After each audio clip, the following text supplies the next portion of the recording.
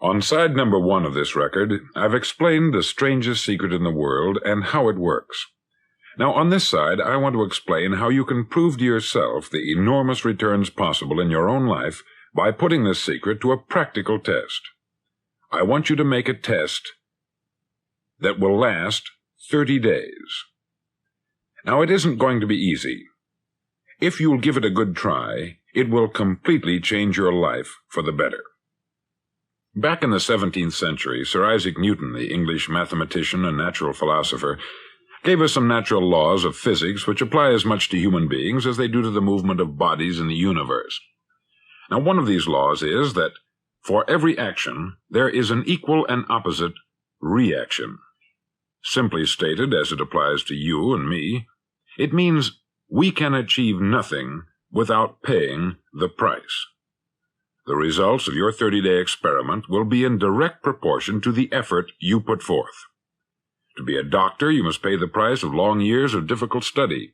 To be successful in selling, and remember that each of us succeeds to the extent of his ability to sell, selling our families on our ideas, selling education in schools, selling our children on the advantages of living the good and honest life, selling our associates and employees on the importance of being exceptional people, to, of course, the profession of selling itself. But to be successful in selling our way to the good life, we must be willing to pay the price. Now, what is that price? Well, it's many things. First, it's understanding emotionally, as well as intellectually, that we literally become what we think about, that we must control our thoughts if we're to control our lives. It's understanding fully that, as ye sow, so shall ye reap. Secondly, it's cutting away all the fetters from the mind and permitting it to soar as it was divinely designed to do. It's the realization that your limitations are self-imposed, and that the opportunities for you today are enormous beyond belief. It's rising above narrow-minded pettiness and prejudice. Thirdly, to use all your courage to force yourself to think positively on your own problem, to set a definite and clearly defined goal for yourself, to let your marvelous mind think about your goal from all possible angles, to let your imagination speculate freely upon many different possible solutions, to refuse to believe there are any circumstances sufficiently strong to defeat you in the accomplishment of your purpose, to act promptly and decisively when your course is clear, and to keep constantly aware of the fact that you are, at this moment, standing in the middle of your own acre of diamonds, as Russell Conwell used to point out. Fourth, save at least 10% of what you earn. It's also remembering that no matter what your present job, it has enormous possibilities if you're willing to pay the price. Now let's just go over the important points in the price each of us must pay to achieve the wonderful life that can be ours. It is, of course, worth any price. 1, you will become what you think about. 2, remember the word imagination. Let your mind soar. 3, courage. Concentrate on your goal every day. 4, save 10% of what you earn. And action. Ideas are worthless unless we act on them. Now I'll try to outline the 30-day test I want you to make. Now keep in mind that you have nothing to lose by making this test, and everything you could possibly want to gain.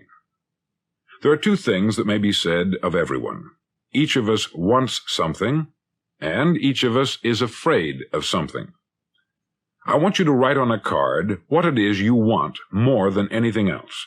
It may be more money. Perhaps you'd like to double your income or make a specific amount of money. It may be a beautiful home. It may be success at your job. It may be a particular position in life. It could be a more harmonious family. Each of us wants something. Write down on your card specifically what it is that you want. Make sure it's a single goal and clearly defined. You needn't show it to anyone, but carry it with you so that you can look at it several times a day. Think about it in a cheerful, relaxed, positive way each morning when you get up, and immediately you have something to work for, something to get out of bed for, something to live for. Look at it every chance you get during the day and just before going to bed at night. As you look at it, remember that you must become what you think about, and since you're thinking about your goal, you realize that soon it will be yours. In fact, it's yours really the moment you write it down and begin to think about it. Look at the abundance all around you as you go about your daily business. You have as much right to this abundance as any other living creature. It's yours for the asking. Now we come to the difficult part. Difficult because it means the formation of what is probably a brand new habit, and new habits are not easily formed. Once formed, however, it'll follow you for the rest of your life. Stop thinking about what it is you fear. Each time a fearful or negative thought comes into your consciousness, replace it with a mental picture of your positive and worthwhile goal. There will come times when you will feel like giving up. It's easier for a human being to think negatively than positively. That's why only 5% are successful. You must begin now to place yourself in that group. For 30 days, you must take control of your mind. It will think only about what you permit it to think. Each day for this 30-day test, do more than you have to do. In addition to maintaining a cheerful, positive outlook, give of yourself more than you've ever done before. Do this knowing that your returns in life must be in direct proportion to what you give. The moment you decide on a goal to work toward, you're immediately a successful person. You're then in that rare and successful category of people who know where they're going. Out of every 100 people, you belong to the top 5. Don't concern yourself too much with how you're going to achieve your goal. Leave that completely to a power greater than yourself. All you have to do is know where you're going. The answers will come to you of their own accord. Remember these words from the Sermon on the Mount, and remember them well. Keep them constantly before you this month of your test. Ask, and it shall be given you. Seek, and ye shall find. Knock, and it shall be opened unto you. For every one that asketh receiveth, and he that seeketh findeth, and to him that knocketh it shall be opened. It's as marvelous and as simple as that. In fact, it's so simple that in our seemingly complicated world it's difficult for an adult to understand that all he needs is a purpose and faith. For 30 days, do your best. If you're a salesman, go at it as you've never done before, not in hectic fashion, but with the calm, cheerful assurance that time well spent will give you the abundance in return you deserve and want. If you're a homemaker, devote your 30-day test to complete giving of yourself, without thinking about receiving anything in return, and you will be amazed at the difference it makes in your life. No matter what your job, do it as you've never done it before for 30 days, and if you've kept your goal before you every day, you'll wonder and marvel at this new life you've found. Dorothea Brand, outstanding editor and writer, discovered it for herself and tells about it in her fine book, Wake Up and Live. Her entire philosophy is reduced to the words, act as though it were impossible to fail. She made her own test, with sincerity and faith, and her entire life was changed to one of overwhelming success. Now you make your test for 30 full days. Don't start your test until you've made up your mind to stick with it. You see, by being persistent, you're demonstrating faith. Persistence is simply another word for faith. If you didn't have faith, you would never persist. If you should fail during your first 30 days, by that I mean suddenly find yourself overwhelmed by negative thoughts, you've got to start over again from that point and go 30 more days. Gradually your new habit will form, until you find yourself one of that wonderful minority to whom virtually nothing is impossible. Don't forget the card. It's vitally important as you begin this new way of living. On one side of the card, write your goal, whatever it may be. On the other side, write the words we've quoted from the Sermon on the Mount. Ask, and it shall be given you. Seek, and ye shall find. Knock, and it shall be opened unto you. In your spare time during your test period, read books that will help you. Inspirational books like the Bible, Dorothea Brand's Wake Up and Live, The Magic of Believing by Claude Bristol, Think and Grow Rich by Napoleon Hill, and other books that instruct and inspire. Nothing great was ever accomplished without inspiration. See that during these crucial first 30 days, your own inspiration is kept at a peak. Above all, don't worry. Worry brings fear, and fear is crippling. The only thing that can cause you to worry during your test is trying to do it all yourself. Know that all you have to do is hold your goal before you. Everything else will take care of itself. Remember also to keep calm and cheerful. Calm and cheerful. Don't let petty things annoy you and get you off course. Now, since making this test is difficult, some may say, well, why should I bother? Well, look at the alternative. No one wants to be a failure. No one really wants to be a mediocre individual. No one wants a life constantly filled with worry, fear, and frustration. Therefore, remember that you must reap that which you sow. If you sow negative thoughts, your life will be filled with negative things. If you sow positive thoughts, your life will be cheerful, successful, and positive. Now, gradually, you will have a tendency to forget what you've heard on this record. Play it often. Keep reminding yourself of what you must do to form this new habit. Gather your whole family about and listen to what's been said here at regular intervals. You know, most men will tell you that they want to make money without understanding the law. The only people who make money work in the mint. The rest of us must earn money. This is what causes those who keep looking for something for nothing or a free ride to fail in life. The only way to earn money is by providing people with services or products which are needed and useful. We exchange our product or service for the other man's money. Therefore, the law is that our financial return will be in direct proportion to our service. Success is not the result of making money. Making money is the result of success, and success is in direct proportion to our service. Most people have this law backwards. They believe that you're successful if you earn a lot of money. The truth is that you can only earn money after you're successful. It's like the story of the man who sat in front of the stove and said to it, "Give me heat, and then I'll add the wood."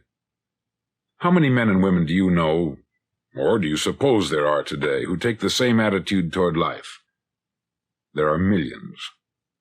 We've got to put the fuel in before we can expect heat. Likewise, we've got to be of service first before we can expect money. Don't concern yourself with the money. Be of service.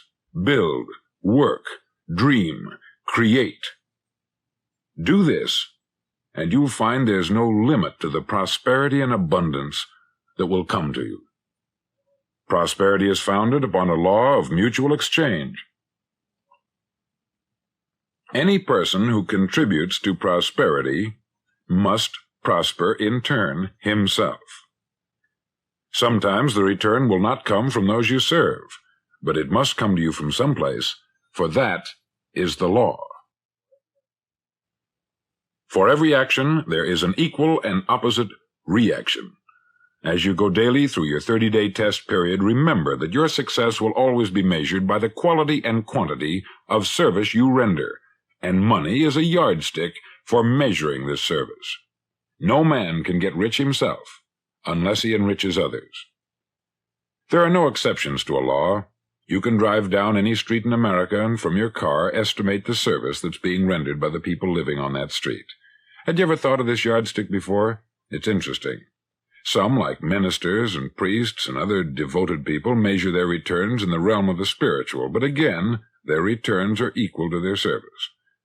Once this law is fully understood, any thinking person can tell his own fortune.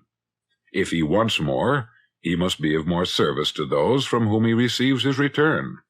If he wants less, he has only to reduce this service.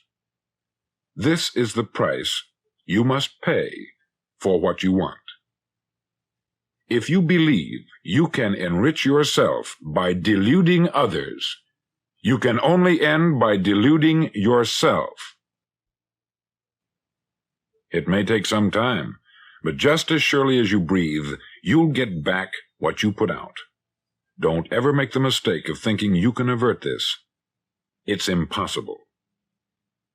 The prisons and the streets where the lonely walk are filled with people who tried to make new laws just for themselves. We may avoid the laws of man, but there are greater laws that cannot be broken.